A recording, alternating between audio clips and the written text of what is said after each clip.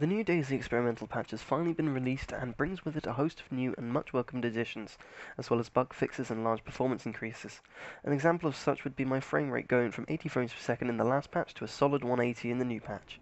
Zombie collision has been reintroduced, so now zombies can fully block you in. In the weapons list, stated on the DayZ dev blog, is the inclusion of the long-awaited Mosin Nagant and the M4A1. Both return with a slew of sights, including the Cobra sight, PU scope, ACOG scope, and Red Dot sight. There may be a few others I am unaware of, but those are what I know of so far. Another weapon not stated in the patch notes is the return of the SVD. The Russian DM are well known in the DayZ community since the early mod days.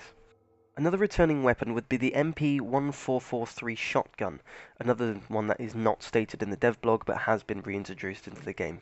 Diseases have also returned to the lands of Chernarus, bringing a slew of threats back to DayZ, and also a downside to consuming human flesh.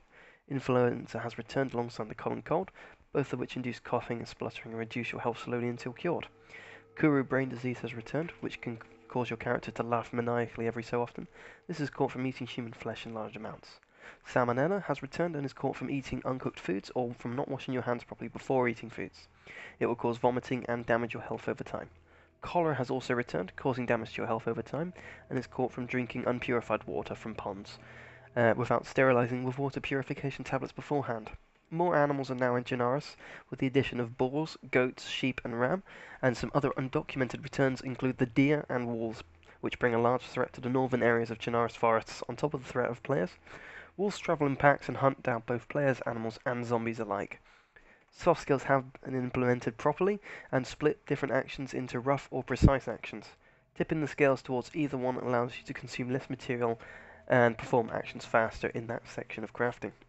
For example, rough crafting would be, for example, chopping down a tree.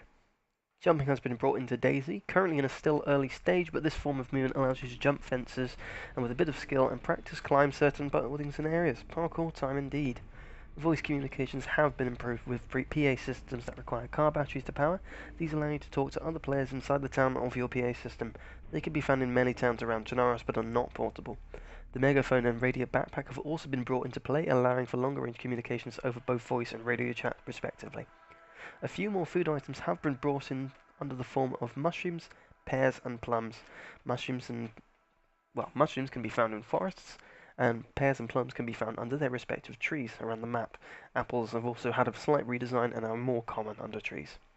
The compass also makes a return to help with maneuvering around the map, making it harder for you to get lost.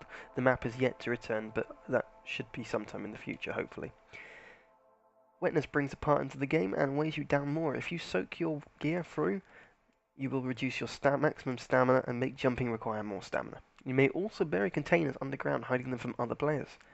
An example of these would be backpacks, containers, plastic containers of course, and cooking pots. One of the most anticipated features of them all though is unconsciousness. Acts similar to the way in DayZ mod in that you can kind of see but not very well, and it can occur from blunt weapon trauma and blood loss. That's it for this DayZ experimental report. Hope to see you soon within the next content update, hitting the stress test within the next few weeks, hopefully with the inclusion of vehicles shortly after. Goodbye.